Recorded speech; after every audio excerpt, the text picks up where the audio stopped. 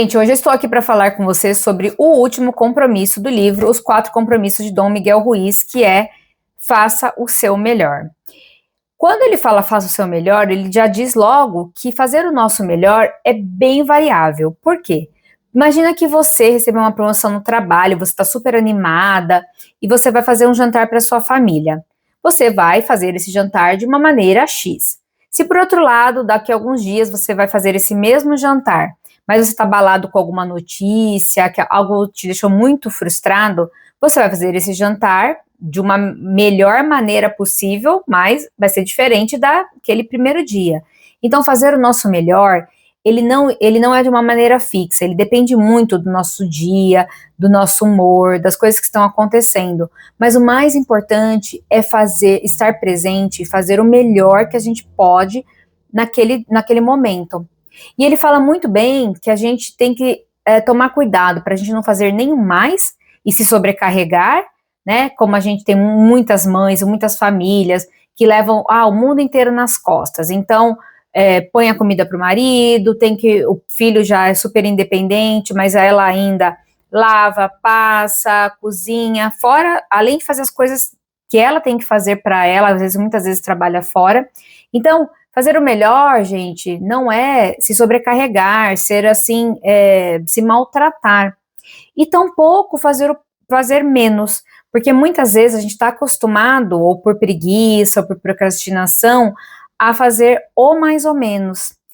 E aí a gente se sente como depois que passou a ação? Muitas vezes culpado, muitas vezes arrependido, muitas vezes até envergonhado. E principalmente quando a gente faz o nosso melhor, a gente tem que criar o hábito de fazer algo sem esperar recompensa. O exemplo que ele dá no livro é o trabalho.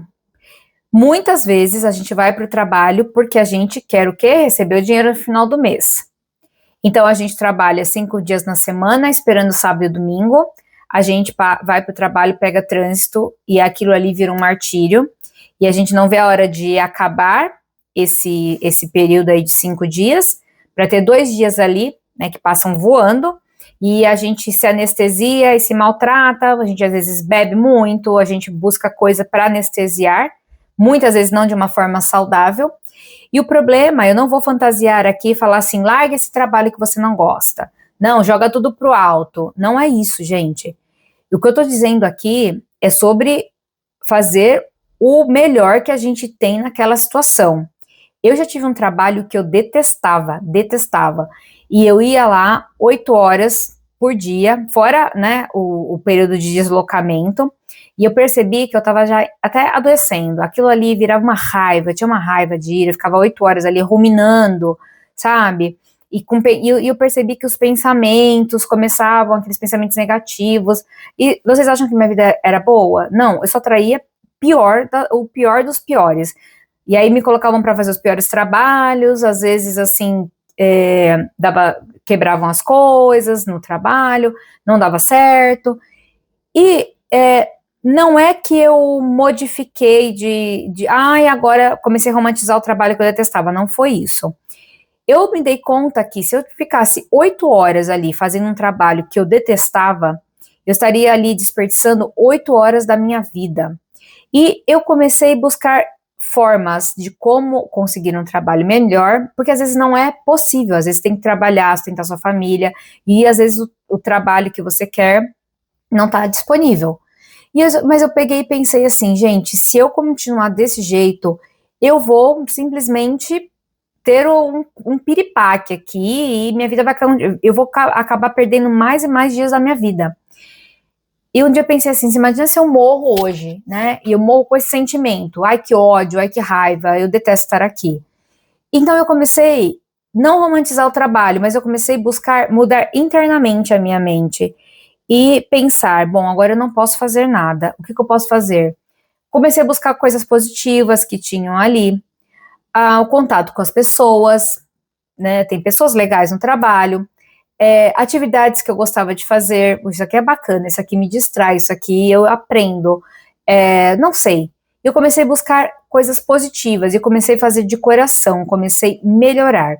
E não demorou muito tempo, eu arrumei outro trabalho, de uma maneira que eu nem esperava. E isso é para tudo na nossa vida. se a gente fica o tempo todo, né, ruminando ali, fazendo o que a gente não gosta, mas que a gente fica ali fazendo de qualquer maneira, isso não vai atrair nada de melhor para nossa vida. Vocês assistiram o primeiro vídeo, lá eu falo sobre o livro das leis, que, né, a gente está vivendo um sonho ali coletivo, que nós criamos várias leis, que nós criamos várias regras, e nós temos os nossos juízes internos e os juízes externos, que sempre vão apontar o dedo para você. Né? Então, se você fez alguma coisa errada, vão lá te apontar, se você deixou de fazer, se você fez a mais.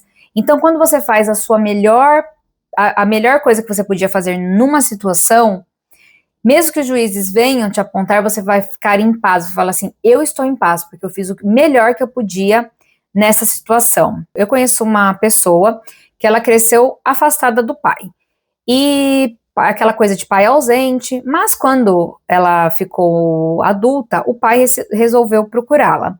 E eles começaram uma aproximação, ela muito sábia, né, viu que realmente ele também tinha as questões dele, e decidiram se aproximar. E aí, nessa reaproximação, o pai ficou doente, então eles tiveram um curto período juntos, mas eles aproveitaram intensamente.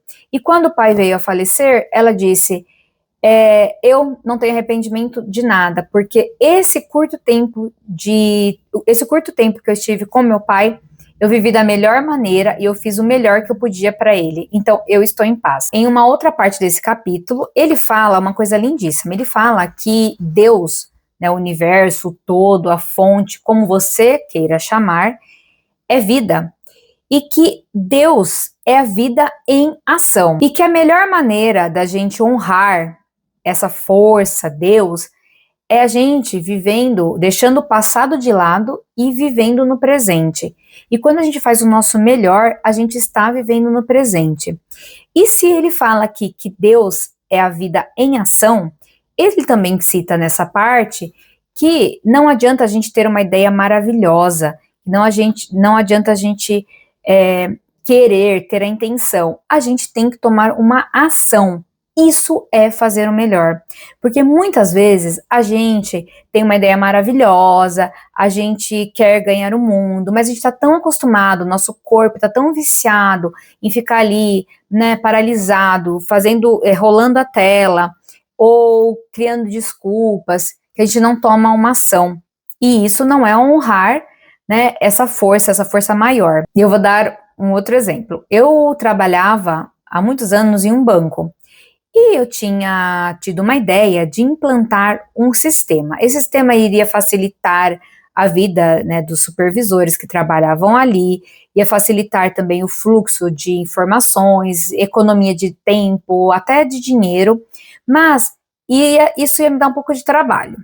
Então, eu fiquei procrastinando, fui fazendo meu trabalho, que eu também tinha bastante trabalho para fazer, mas eu sabia que eu podia tomar um tempo ali, sabe, e fazer, mas eu fiquei, eu vou fazer depois eu faço. Uma estagiária simplesmente teve a mesma ideia, um pouco melhor ainda, não demorou nada, implantou, foi contratada, foi promovida, ganhou um bônus. Então, olha só, a vida, eu sempre falo, né, que Deus, o universo, ele presenteia quem tá ali, ó, em movimento. A vida é movimento. Então, a gente tem que se movimentar. O melhor que a gente tem a fazer é sempre tomar uma ação consciente. E logo no final desse capítulo, ele fala muito sobre que fazer o melhor também inclui fazer o melhor pra gente, que é alimentação saudável, exercício físico, relaxamento. Quantas vezes a gente está numa vida tão assim absurdamente louca, a gente acha que é problema relaxar, sentar e não fazer nada. E eu falo, gente, não fazer nada mesmo, não é sentar e pegar o celular e ficar ali vendo coisas que não têm sentido.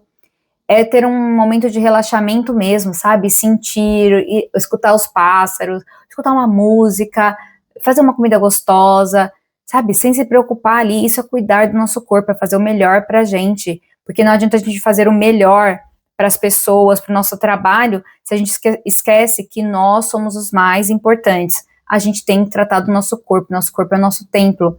E ele fala que ele transforma tudo em ritual.